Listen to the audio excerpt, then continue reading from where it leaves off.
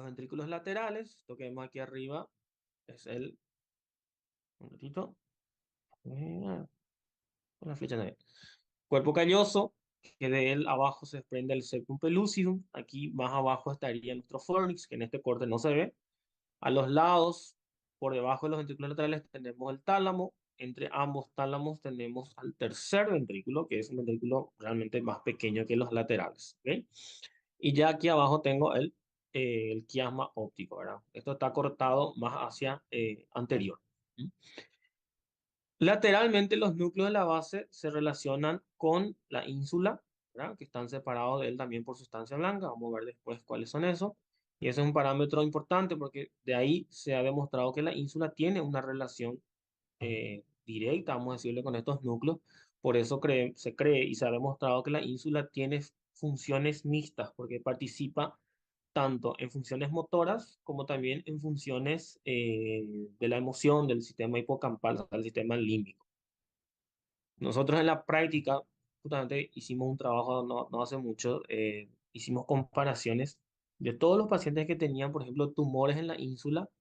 Vimos que la ínsula contralateral es como que aumentaba de tamaño en relación al lado opuesto, y eso orienta a la ínsula puede llegar a sufrir ciertos cambios como aumentar la cantidad de sinapsis para compensar la ínsula que no está funcionando. ¿Ok? Entonces, realmente existen trabajos experimentales eso en otros países. Nosotros hicimos en algunas resonancias que teníamos, porque los tumores ínsula son frecuentes, son bastante frecuentes.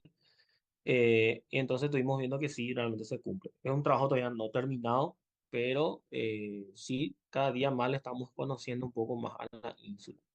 Bien, este corte es un corte axial hermoso, ¿verdad? Aquí, este corte tenemos en la facultad, así mismo tenemos en nuestra morgue. Mirándole desde arriba, ¿verdad? La línea media que está aquí, voy a trazar acá mi línea media. Esta es mi línea media, ¿ok? Entonces tengo dos hemisferios. Aquí, a nivel central, esto es nuestra corona radiada, ¿verdad? La parte más arriba, obviamente, la corona radiada. Cuerpo calloso, en este caso rodilla, esplenio, ventrículos laterales y los núcleos de la base, que son, en realidad se ven como tres, pero son cuatro núcleos grandes, ¿verdad? El tálamo, que va a ser el límite de los ventrículos laterales, del tercer ventrículo. El tálamo se encuentra por debajo de los ventrículos laterales. El núcleo caudado, que realmente tiene la forma de una C, y va a envolver al tálamo y va a formar parte de la pared lateral del ventrículo lateral. Y el núcleo lenticular, ¿verdad? Que va a estar formado por el pultamen y el globo pálido, que va a estar separado del tálamo y del núcleo caudado por la cápsula interna. ¿Se acuerdan que vimos esto? Entonces, la cápsula interna separa tanto al núcleo caudado y al tálamo del núcleo lenticular. Pero vamos a ver en otros cortes que a nivel anterior, el núcleo lenticular realmente tiene comunicación con la cabeza del núcleo caudado. O sea que al final sí están comunicados. Entre el tálamo y el núcleo lenticular sí no hay comunicaciones directas. ¿Ok? Más lateralmente vamos a encontrar otros núcleos, entre ellos el claustro, que también se le puede llamar antemuro, que es una fina lámina de tejido gris que va a estar separado del núcleo lenticular por una cápsula de sustancia blanca, se llama cápsula externa. ¿Ok? Y entre el claustro y la corteza de la ínsula va a estar separado también por sustancia blanca, que es la cápsula extrema. O sea, tengo tres cápsulas: cápsula interna, cápsula externa, el claustro o antemuro y la cápsula extrema, y luego ya tengo la corteza de la ínsula. O sea que para poder llegar hasta al centro de los ventrículos, yo tengo que atravesar todo esto. ¿Ok? Corteza ínsula, cápsula extrema, antemuro, núcleo lenticular, cápsula interna, y ahí llego a los ventrículos laterales. Entonces vamos a hablar primeramente del tálamo, que es uno de los núcleos más grandes, porque es realmente el que va a presentar mayor cantidad de conexiones. Al tálamo a mí me gusta compararle como una subestática. ¿Conocen la subestática, verdad? Que es donde toda la energía eléctrica que sale de la fuente, llega, es como que se alimenta y se redistribuye hasta el consumidor final. Bueno, más o menos similar es la función del tálamo. Él recibe información tanto de la corteza como de la periferia, llega a él y el tálamo se encarga de distribuir hacia dónde tiene que ir esa información según sus núcleos, ¿verdad? Entonces, como una gran central de conexiones. Eso hace que el tálamo funcionalmente sea bastante compleja, aunque anatómicamente su anatomía no es tan difícil, no es una anatomía así muy compleja, eh, porque su forma luego no es tan compleja, ¿no? Incluso el núcleo caudado o el fornix que vimos en clases anteriores tiene una anatomía más compleja. El tálamo tiene una anatomía simple.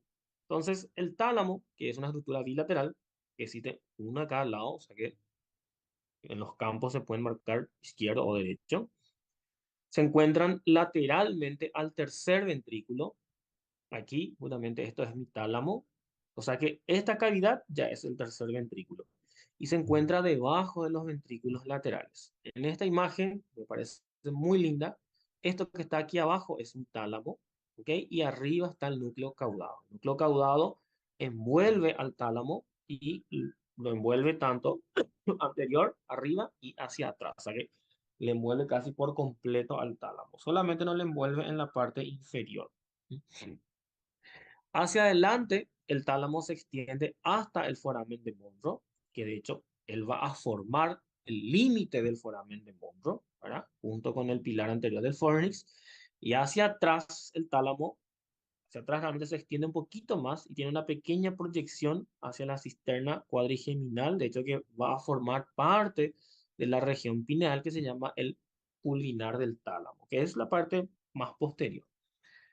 Un paréntesis.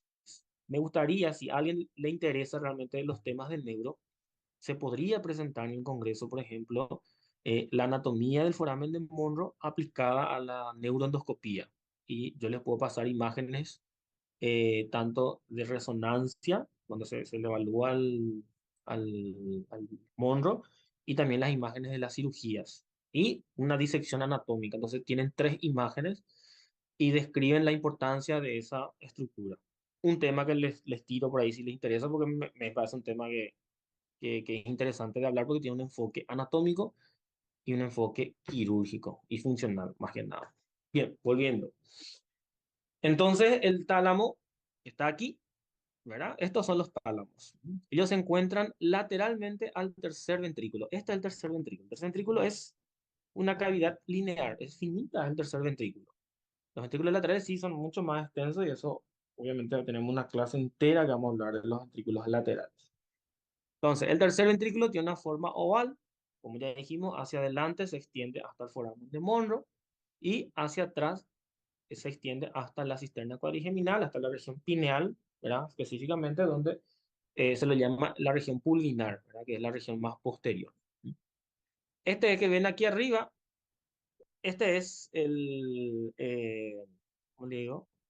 El núcleo caudado justamente, este que está aquí arriba, y el núcleo caudado es el que le va a envolver al tálamo. El tálamo está aquí adentro y el núcleo caudado le envuelve por completo. Por eso que en los cortes coronales, el núcleo caudado está por encima del tálamo, porque realmente él está envolviendo al tálamo, desde anterior hacia posterior, pero no hacia abajo. O sea que no le llega aquí abajo. Una partecita le llega, pero no por completo. Bien. Y lo más importante, obviamente, que la parte medial de los tálamos, o sea, la cara lateral de los tálamos forman la pared lateral del tercer ventrículo. ¿Ok? O sea, es una relación fundamental porque cuando veamos tercer ventrículo, su pared lateral es el tálamo, no hay mucha duda ahí.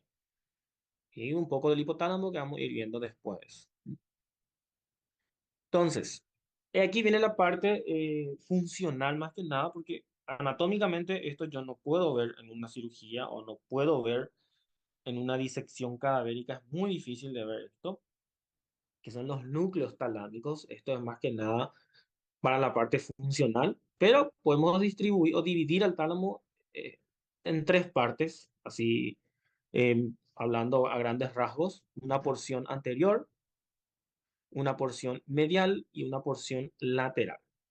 La porción lateral es la porción más compleja porque es la parte donde vamos a tener mayor cantidad de conexiones. En la porción anterior, ¿verdad? O sea, ¿y cómo están divididos estos? Están divididos por una sustancia, una línea de sustancia blanca que se llama la línea medular, que divide hacia atrás en una línea recta, entonces divide en medial y lateral, y hacia adelante esta línea se divide en forma de Y y ahí forma la porción anterior. ¿Ok? Entonces tengo una porción anterior, una porción medial y una porción lateral.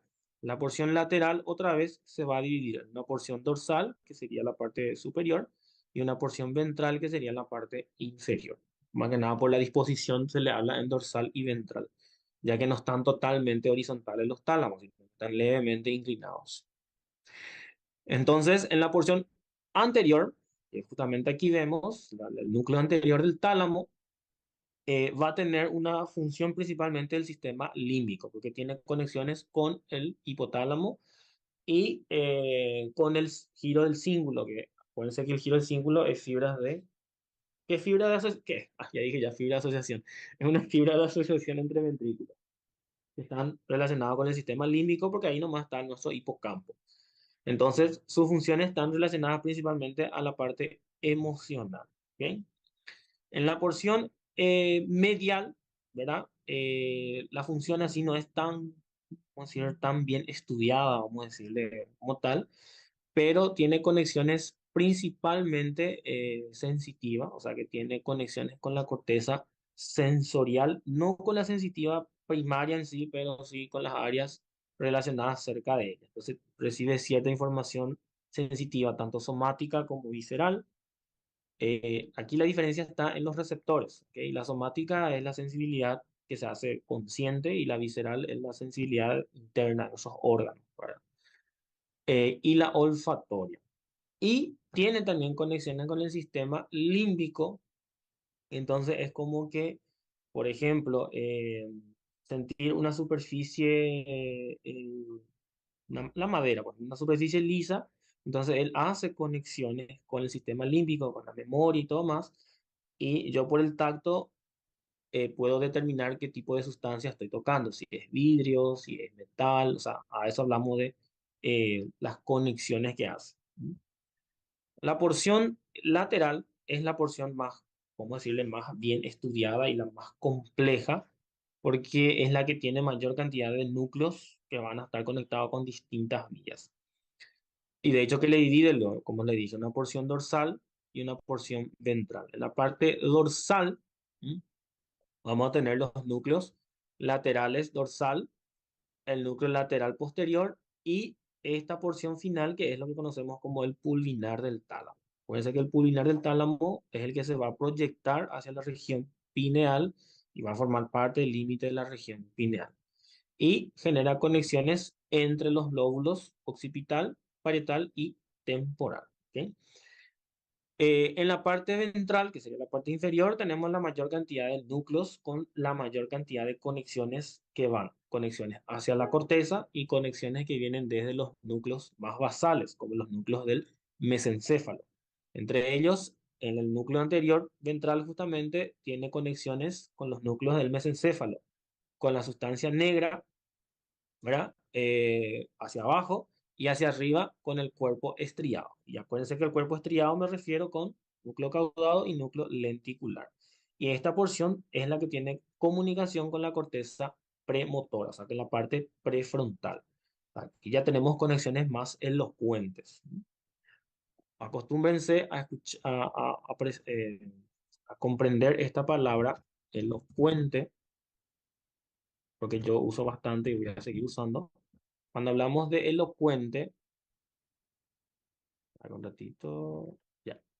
Cuando hablamos de elocuente, hablamos de zonas funcionales, ¿verdad? El núcleo ventral lateral, que va a estar por detrás del ventral anterior, va a tener aferencia, o sea que le van a llegar conexiones del cerebelo y del núcleo rojo, que también son núcleos del mesencéfalo. En el núcleo rojo es un núcleo que se encarga, al igual que el cerebelo, de la coordinación motriz. Ambos en este caso principalmente el núcleo rojo, su neurotransmisor es la dopamina. De ahí sabemos nosotros que cuando hay una afectación del núcleo rojo, hay una disminución de dopamina en la neurotransmisión de estas conexiones, hay una pérdida del equilibrio de la motricidad y a eso le llamamos la enfermedad de Parkinson. ¿Ok? Entonces, la enfermedad de Parkinson está relacionada justamente con un trastorno del núcleo rojo o el núcleo rubro también se le puede decir, al igual que la sustancia negra o el núcleo negro, que son las sustancias, núcleos, ¿verdad?, del mesencéfalo que tienen relación con el neurotransmisor de la dopamina, que es el encargado de la motricidad, ¿verdad? En este caso, la coordinación de la motricidad. Por eso te van a ver los pacientes con Parkinson, ellos tienen un temblor justamente en reposo, o sea que se pierde esa posibilidad de controlar las manos en reposo. Pero cuando van a hacer una tarea, entra en acción la corteza motora que no está afectada aquí directamente, entonces el paciente puede controlar su temblor cuando va a hacer una tarea. Cuando la enfermedad está más avanzada, obviamente se pierde también eso. Muy bien. El núcleo ventral posterior, que está aquí más atrás, va a recibir informaciones del trigémino, el gusto, o sea, informaciones sensitivas, ¿verdad? De los lemniscos, que van a venir justamente del mesencéfalo, que son los que se van a encargar de llevar la información que viene desde la periferia hacia la corteza sensitiva primaria. Entonces, el núcleo ventral lateral, corteza motora, el núcleo ventral posterior, corteza sensitiva. Aquí sí tengo conexiones bastante importantes y bastante elocuentes. Más atrás voy a tener los núcleos geniculados, que son dos núcleos geniculados o los cuerpos geniculados lateral y medial. El medial va a estar en relación con la audición, o sea, con la vía auditiva, o sea que la vía auditiva hace conexión con el ganglio geniculado medial y de ahí pasa a la corteza auditiva primaria que está en el giro temporal superior. Y el ganglio geniculado lateral, que está aquí atrás, por encima y por fuera, hace conexiones con el tracto óptico. O sea que el tracto óptico viene, hace una conexión con el ganglio geniculado lateral y de ahí salen las radiaciones ópticas que se van a dirigir hacia la corteza visual primaria, que se encuentra ¿dónde? ¿Dónde se encuentra la corteza visual primaria?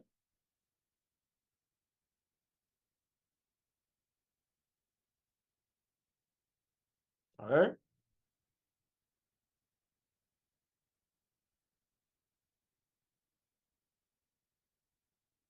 siguen conectados. Sí, doctor, pero está ahí adelante. En la clase del sábado les mostré, le dije, aquí está la corteza visual. Le dije. Surco, o sea, está entre la língula y la cúpula, el surco calcarino. Acuérdense de eso, ¿eh? Los labios del surco calcarino, esos son, o esa es la corteza visual primaria. Muy bien. Bien. Y aquí lo que ya le dije, ¿verdad? El ganglio geniculado medial. Estos son los ganglios. Este es el pulvinar del tálamo. Esta es la parte final del tálamo. O sea, en realidad este sería nuestro pulvinar. Este es mi ganglio geniculado lateral y este es mi ganglio geniculado medial. Al ganglio geniculado lateral le llega el tracto óptico y a partir de ahí salen las radiaciones ópticas hacia el occipital, hacia el surco calcarino. Y del ganglio geniculado medial salen las conexiones que van hacia la corteza temporal, en este caso en el giro temporal superior, que es mi corteza auditiva primaria. Eso es fundamental, chicos, conocer esa topografía funcional del cerebro. ¿Verdad? Las cortezas elocuentes principales. La motora es la precentral o la prerolándica. La sensitiva es la postcentral o postrolándica. Mi área de Broca, que corresponde con el giro frontal inferior, principalmente con la pars triangularis. Mi corteza auditiva primaria, que es el giro temporal superior, y mi corteza visual primaria, que es el surco calcarino. Esas son preguntas prácticamente obligatorias del examen. Lean y tengan anotado eso. Eso es casi 100% seguro que se va a preguntar. ¿Ok? Entonces, el cuerpo geniculado lateral, esto cuando veamos los pares craneales vamos a hablar bien, vamos a hacer unas clases sobre cómo evaluar incluso los pares craneales. El ganglio geniculado lateral está aquí, ¿verdad? A partir de ahí salen las radiaciones ópticas, ¿verdad? Que se le llama el asa de Meyer. Eh, lo importante que tienen que entender es que este ganglio de un lado recibe la visión temporal del mismo lado, pero la visión nasal del lado contralateral, o sea, tiene una visión cruzada. O sea que un lado de mi cerebro recibe la mitad de la vista del mismo lado y la mitad de la vista del lado contralateral. Por eso que cuando estudiemos justamente campos visuales, es muy importante cuando yo evalúo un paciente con trastorno justamente del campo visual, por medio de un examen físico yo puedo determinar dónde está la lesión. Si la lesión está en la corteza, si la lesión está en las radiaciones ópticas o si está, por ejemplo, en el quiasma óptico. ¿Ok? No hace falta tener incluso un estudio más complejo. Yo, con un examen físico bien hecho, les puedo determinar en qué región está, obviamente, la lesión. Esto, como le dije, el pulvinar es el que se proyecta hacia la región pineal. Aquí está la glándula pineal y forma parte justamente de la región pineal. Y más abajo ya tenemos la lámina cuadrigémina con los colículos formando parte de la cisterna cuadrigémina. Esto es nada más una revisión de las zonas donde hacen conexiones justamente los núcleos en relación a la corteza, ¿verdad? Recuerden que que la región lateral, vamos a decir, a grandes rasgos es la más compleja porque vamos a tener las conexiones con la corteza motora y las conexiones con la corteza sensitiva. El lateral y el ventral, en este caso, el ventral anterior es el que va a estar en relación con la corteza motora y la lateral, la posterior con la corteza sensitiva. ¿Ok? Fundamental. Este es un resumen de los núcleos. Te le voy a pasar la clase. Esto es del libro de Snell. Claro, ahí está todo. Y prácticamente las funciones, ¿verdad? Justamente de cada uno de ellos. Lo más, vamos a decirle, importante, lo más elocuente es los ganglios geniculados, que van directamente a la corteza visual, el lateral, y la auditiva, el medial, y los ventrales laterales y posterior, porque esos van a estar relacionados con la corteza sensitiva y con la corteza motora. ¿Ok? Y van a encontrar mucho al leer que todavía hay partes justamente de estructuras neuroanatómicas que todavía no se conoce muy bien la función. Porque se ha demostrado que, por ejemplo, de hecho, yo mismo les puedo contar que quirúrgicamente hablando, hay estructuras que yo puedo resecar y el paciente queda sin secuelas, o sea, no se afecta en ninguna función. Entonces, eso demuestra que hay partes del cerebro, del sistema nervioso, que cumplen funciones accesorias. No digo que no tenga una función, más que nada una función accesoria. ¿Mm? Este es un corte sagital, ¿verdad? En este caso tengo una vista de los núcleos visto desde la parte externa del tercer ventrículo. Tengo aquí el tálamo, que es todo esto. Entre ambos tálamos existe una fibra de conexión que es la adherencia intertalámica, ¿ok? Que conecta ambos tálamos. Hacia arriba, el tálamo se encuentra conectado o separado justamente del fornix, no llega a estar en contacto directo con él. Hacia abajo, el tálamo se separa del hipotálamo por el surco tálamo, ¿verdad? O subtalámico. Hacia adelante su límite es el Monro, que está aquí. Este es el foramen de Monro. Entonces, él forma parte del límite del Monro entre el tálamo y el pilar del fornix. Este es mi pilar del fornix y este es el tálamo, ¿ok? Y este es mi Monro. Y hacia atrás, su límite es el pulvinar, ¿verdad? Que justamente se proyecta hacia la región pineal y este es mi cuerpo pineal, ¿ok? Y abajo van a estar los ganglios o los núcleos geniculados. Los núcleos geniculados yo tengo que sacar prácticamente todo el hemisferio para poder verlo, porque ellos están en la parte lateral. ¿Ok? Esto es más o menos la proyección nada más, de dónde estarían los ganglios geniculados. Entonces tengo aquí todo lo que es el tálamo. Muy importante que el tálamo va a estar separado justamente aquí arriba de los ventrículos laterales a través justamente del fornix, ¿verdad? Porque forma el piso justamente de estos ventrículos. Y el techo del tercer ventrículo va a tener los plexos coroides que van a colgar de la parte superior. Luego tenemos el núcleo caudado que va a envolver justamente al tálamo. ¿Ok? El núcleo caudado se puede describir con tres porciones: una cabeza que es más ancha, un cuerpo que se va afinando y la cola, que es la parte más fina, la más delgada, que va a terminar en el núcleo amigdalino en la parte de... ¿Mm? Tienen forma de C, que les dije, va a envolver la parte lateral del tálamo, la cabeza es más amplia, más grande, ¿verdad? Y va a formar los límites del ventrículo lateral. Esto es un corte visto axial desde arriba. Aquí tengo, eh, justamente de nuevo, tengo mi corteza de la ínsula. Aquí voy a tener mi cápsula extrema, mi claustro o antemuro, cápsula externa. Aquí voy a tener el núcleo lenticular que está formado por el putamen y el globo pálido. Hacia atrás, aquí va a estar mi tálamo y aquí va a estar mi núcleo caudado. En este caso, voy a tener, si estoy hacia región frontal, voy a tener la cabeza del núcleo caudado.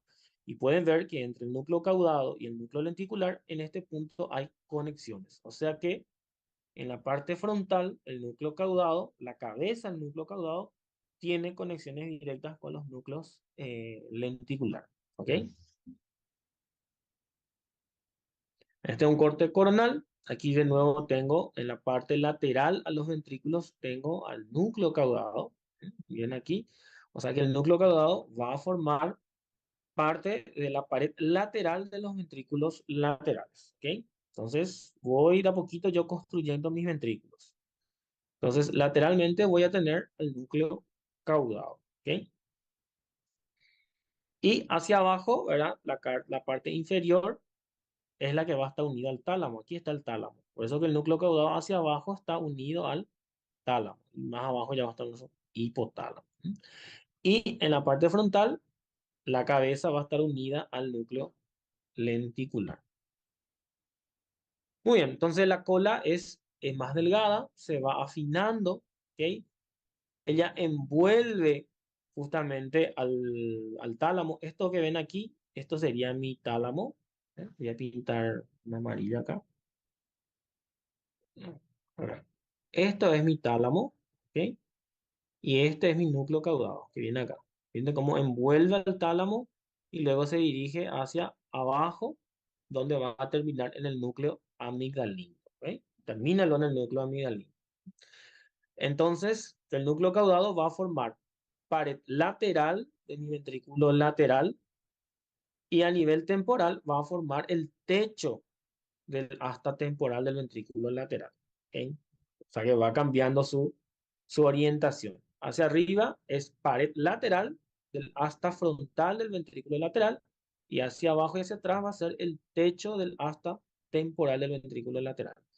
El ventrículo lateral, a grandes rasgos, tiene tres prolongaciones o tres proyecciones. Tiene un asta frontal que se mete en el lóbulo frontal, tiene una proyección posterior que va al occipital, se llama asta occipital, y tiene una proyección hacia el temporal que se llama asta temporal.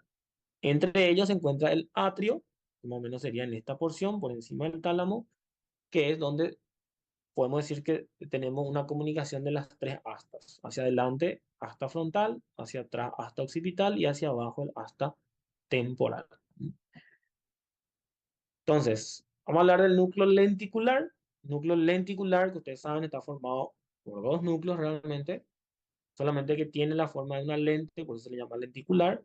Son dos núcleos, ¿verdad?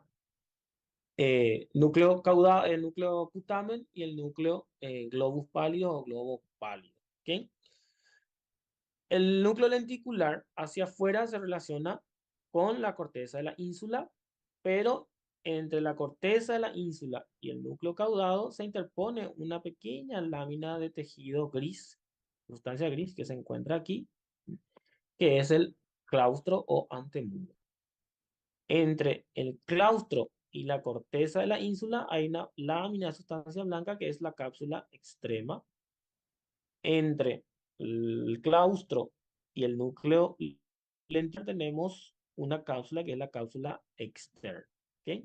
Y entre el núcleo lenticular y el tálamo, que está aquí, y el núcleo caudado que está aquí, la cápsula interna.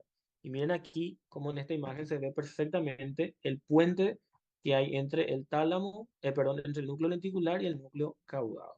Y aquí abajo entre el caudado y el tálamo. O sea, están todos interconectados ellos. Bien. Entonces, el núcleo lenticular, como ya dijimos, está dividido en dos núcleos otra vez al final, que son el núcleo, el globo pálido y el putamen como tal. ¿M? Por una lámina que es la lámina medular lateral, que es una lámina de sustancia blanca, ¿ok? Luego, el globo pálido otra vez está dividido en dos porciones, una porción lateral y una porción medial por la lámina medular medial. O sea que en realidad son como tres núcleos, pero se le estudia como dos, ¿verdad? Globo pálido y el putamen. Se le llama globo pálido porque obviamente tiene menor cantidad de sustancia gris, porque está más atravesado por sustancia blanca, entonces tiene un color un poco más clarito que el putamen. ¿Por qué se llama putamen? Realmente les voy a deber, pero vamos a investigar por qué. Bien, no quiero sacar conclusiones. Y lo que sí les tiene que llamar la atención es cómo el núcleo caudado, el putamen y el globo pálido tienen como estrías, que justamente son puentes de sustancia blanca que los cruzan. Por eso que al conjunto de núcleo caudado y núcleo lenticular se le llama cuerpo estriado. ¿Ok? Entonces son dos conceptos. Cuerpo estriado es el conjunto de núcleo caudado con núcleo lenticular. Núcleo lenticular es el conjunto de putamen con globo pálido. En teoría, si vos le ves en esta vista justamente, ambos núcleos lenticulares en teoría tienen la forma de un lente. No sé a quién se le ocurrió en algún momento decir que esto tenía la forma de un lente, pero dicen que sí, ¿verdad? Bien, y aquí vemos la conexión entre la cabeza del caudado y el núcleo lenticular. ¿Ok? Bien, después ya hablamos todo lo que es el claustro. Aquí nada más a repasar, tengo el núcleo caudado formando parte lateral de los ventrículos laterales. Hacia abajo, el tálamo formando pared lateral del tercer ventrículo. ¿Mm? El tálamo va a estar unido al núcleo caudado hacia arriba. Por fuera tengo el globo pálido y tengo aquí el putamen. Entre el putamen y el globo pálido tengo la lámina justamente medular lateral y la medular medial entre ambos pálidos. Por fuera de mi putamen tengo una lámina de sustancia blanca que es la cápsula externa.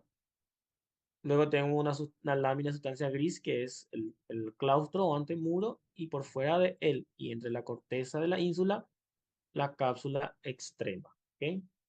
Todo esto vamos a volver a revisar en la próxima clase práctica. Bien. Con respecto al parcial, yo había hablado con el doctor Ibarrola para cambiar para el 12 por cuestiones de que yo el 11 recién voy a estar por Ciudad del Este. Entonces el 11 que es un martes, cuando ustedes terminen sus prácticas de anatomía, vamos a hacer una revisión de una práctica de neuro, el simulacro vamos a hacer ahí, eh, y el miércoles en la mañana rendimos el parcial. Primero el práctico y luego el teórico. Creo que así lo suelen hacer normalmente, ¿verdad? Bien, ahora vamos a aplicar esto que vimos. Vamos a tener dos cortes. Esta es una resonancia magnética, una secuencia T2, ¿verdad? Y yo, mirando esta resonancia, puedo distinguir claramente todos los núcleos que yo le estuve contando, e incluso tengo las fibras blancas. Aquí arriba, esto es mi corona radiada, ¿m? Esto es mi cuerpo calloso, en este caso el forceps minor, y hacia atrás el forceps mayor con su rodete, y esta es la rodilla del cuerpo calloso. ¿M? Lateralmente tengo ventrículos laterales, esto es mi ventrículo lateral, hasta frontal del ventrículo lateral, hasta occipital del ventrículo lateral. No veo el temporal porque el temporal va a estar más abajo. Y aquí abajo, esta pequeña laminita color blanco que ven aquí, lo blanco realmente es líquido cefalorraquídeo, ¿ok? Esto es el tercer ventrículo. Entonces, partiendo de eso, pueden distinguir que aquí la sustancia blanca se ve más gris, más oscura en esta ventana. Por eso que la sustancia blanca es más oscura. Si esto es la corona radiada, entonces esta es mi cápsula interna. Brazo anterior, rodilla y brazo posterior. ¿Mm? Si esta es mi rodilla, ¿qué estructura está acá? A ver, quién me dice? ¿Qué estructura está acá? Si esta es la rodilla de la cápsula interna, ¿qué estructura esta es?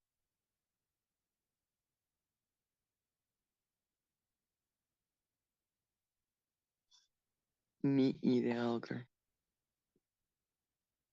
¿Qué le dije yo cuando hablamos de sustancia blanca?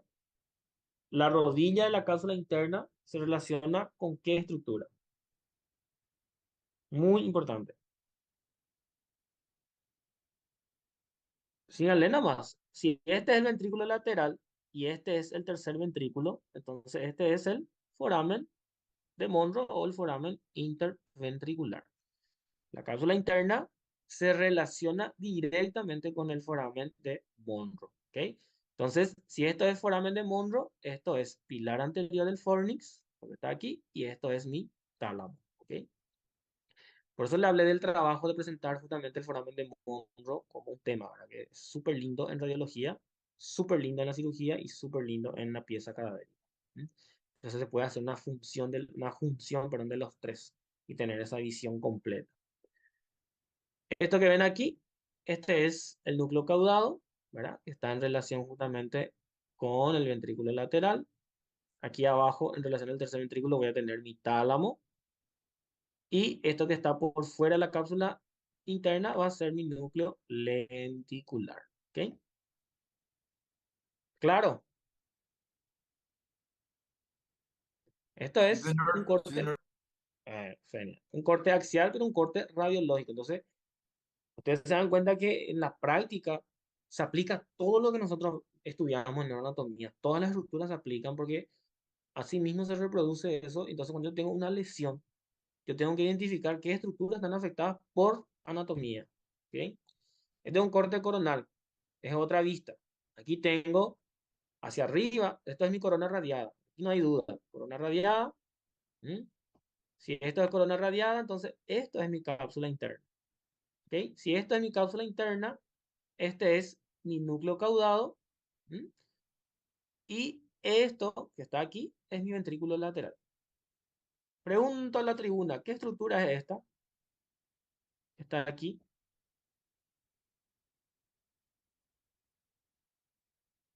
Sí, claro que sí.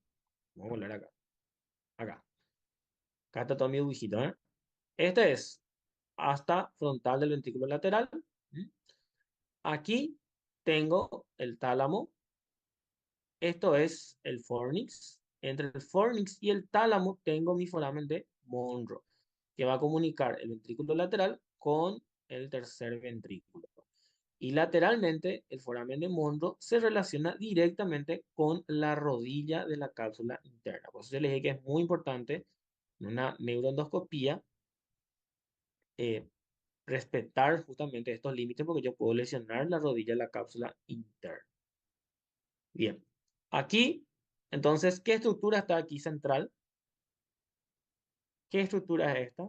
Está aquí hacia arriba, se extiende una pequeña lámina y conecta con el cuerpo calloso. Excelente, muy bien, Dayana. Este es mi fornix. Entonces, si este es el fornix, este es el septum pellucidum y este es el cuerpo calloso. ¿Mm? Pregunta ahora, ¿qué estructura entonces es este que está aquí? Entre el tálamo, que va a estar aquí abajo, y el fornix. ¿Qué estructura esta es? ¿Cómo se llama? ¿O qué estructura es? Ahí le puse la línea roja, atravesando el ventrículo lateral al tercer ventrículo. Este es el tercer ventrículo. Foramen de Monroe. Muy excelente. Lo que quiero que hagan el ejercicio es tener esa visión anatómica y la visión radiológica. Esto que les estoy mostrando, en serio, es algo que yo aprendí de R1 en neurocirugía. Si ustedes aprenden ahora, Yo sé que aquí, obviamente, si uno de ustedes decide hacer neuro, ya es genial. Pero igual estos van a ver, chicos. Igual van a ver, porque ustedes van a acusar todavía semiología, clínica médica, clínica quirúrgica, o sea, van a ver todavía esto. Si más temprano logran asociar la anatomía con la radiología, tenemos ganado el paraíso. Muy bien, este es el tercer ventrículo. Si este es el tercer ventrículo, este es mi tálamo. ¿Ok? Y lateralmente, esto va a ser mi núcleo lenticular. Y aquí abajo se ve el asta temporal del ventrículo lateral. ¿Ok? Porque eso está en el lóbulo temporal justamente. Esta imagen es muy linda, ¿eh? Y vamos a ver unos casos clínicos, ya que hablamos del núcleo de la base. Le voy a mostrar dos casos comunes. Este primero es lo más común. Esto es algo que yo veo todos los días.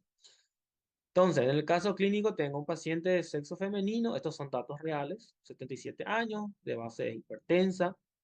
Ingresó a la urgencia de mi hospital traída por sus familiares porque 2 horas antes presentó cefalea intensa y que posteriormente empezó a quedarse más somnolienta. ¿Ok? Y cuando llegó a la urgencia tenía una debilidad del hemicuerpo, o sea, tenía una pérdida de fuerza. Y entonces le hicieron una tomografía de ingreso pensando en un código ictus. Vamos a repasar anatomía. ¿Ok? Este es un corte axial, esto es la ínsula. ¿Ok? Esto es la ínsula. Ínsula y esto es el temporal. El frontal no se ve porque en este corte todavía no tengo al temporal, yo estoy por debajo del temporal. Esto es ventrículo lateral, esto es tercer ventrículo. Entonces, si esto es tercer ventrículo, esto que está aquí al lado va a ser mi tálamo. ¿Ok? Tálamo. Entonces, ¿qué tengo yo? Tengo una imagen en tomografía. Lo blanco se llama hiperdenso y lo negro se llama hipodenso. Tengo una imagen o una lesión hiperdensa en tercer ventrículo, en el asta occipital del ventrículo lateral y también en los núcleos basales, porque aquí está afectado el tálamo y está afectada también la cápsula interna. ¿Qué parte de la cápsula interna? Lo blanco es sangre, ¿ok? En tomografía, hiperdenso es blanco, ¿ok? Y lo hipodenso es negro. Lo que se ve negro o es aire o es agua. Lo blanco o es hueso o es sangre. Por eso que ven como esto blanco se ve igual al hueso. Entonces, ¿qué parte de la cápsula interna está afectada aquí? ¿Qué parte de la cápsula interna? Eso es neuroanatomía radiológica y clínica, porque ustedes ya saben las partes de la cápsula interna. ¿Qué parte de la cápsula interna está afectada?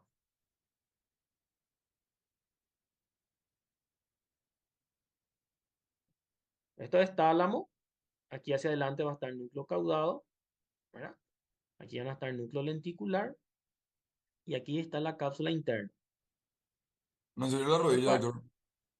Un poco más atrás, porque la rodilla más o menos está aquí, a nivel del foramen de Ajá. Monro. El brazo Entonces va a posterior, ser doctor. brazo posterior, muy bien, el brazo posterior.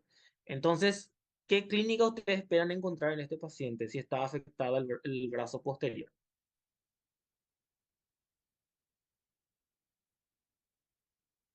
Hacia dónde van las vías que van del brazo posterior? Ahí me mataste, doctor. Bueno, está bien, pero van a la corteza motora. Por eso que el paciente presenta una hemiplegia, una pérdida de la fuerza muscular, pero del lado, de caso, contralateral. No, acá no estamos hablando de afasia, porque no estamos hablando de lesión frontal, estamos hablando de lesión de las vías. ¿Sí? Estamos hablando de la cápsula interna. ¿Ok? Por eso que es muy importante hacer, si yo tengo la clínica, primeramente, yo ya puedo pensar dónde está la lesión, pero también tengo que hacer lo opuesto. Si yo tengo la imagen, tengo que entender por anatomía cuál va a ser eh, la lesión que va a presentar ese paciente. Este es un ejercicio que cuesta muchísimo, obviamente, pero es algo que ustedes pueden hacer cada tanto. Yo le voy a tirar eh, a partir de ahora, porque ustedes ya están dando más estructuras anatómicas, le voy a tirar a Claudio ¿verdad? Le voy a tirar, cada vez que tenga un caso interesante, le voy a tirar para que ustedes analicen la imagen y la clínica del paciente. Eh, Eso es obviamente opcional que quiera hacer, ¿verdad? Como le digo. No le, como la vez pasada me dijo un colega, porque le mostré pues mis clases, cómo yo preparo, y me dijo, por Dios, no todos van a ser neuro. Pues yo le dije, sí, pero yo le quiero dar a ellos lo máximo que pueda ofrecerle en cuanto a practicidad, porque esto es el año siguiente ustedes van a seguir dando, ¿verdad? Van a seguir dando fisiología, semiología, entonces, ojalá alguien haga neuro.